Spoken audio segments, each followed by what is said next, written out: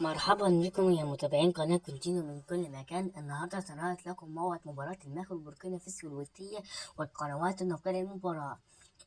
ولكن قبل ما نبدأ لا تنسى الأول الاشتراك بالقناة ومتابعتنا واللايك وكل شيء وصلاة على النبي وسحر الله. استعد منتخب المغرب بعمل مباراة ودية استعتزل لتصفيات كأس العالم وكأس أفريقيا اللي هتلعب في كوت ديفوار. ويستعد منتخب ليبيريا لمباراة ودية. وبعد مباراة منتخب المغرب في تصفيات أفريقيا ترتيبه الثاني في المركز الأول جنوب أفريقيا ب7 نقاط.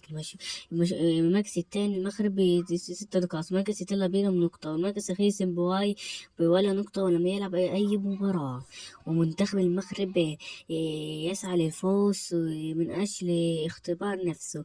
أما بقى لموعد المباراة والقنوات الناقلة فهينطلق المباراة اليوم في تمام الساعة 7:30 مساء بتوقيت المغرب والجزائر وتونس، الساعة 8 مساء بتوقيت ليبيا والسودان، الساعة 9 مساء بتوقيت مصر الصيفي والسعودية والعراق والكويت والأردن واليمن وقطر وسوريا وفلسطين، والساعة 10 مساء بتوقيت عمان والإمارات. وهذا موعد المباراة.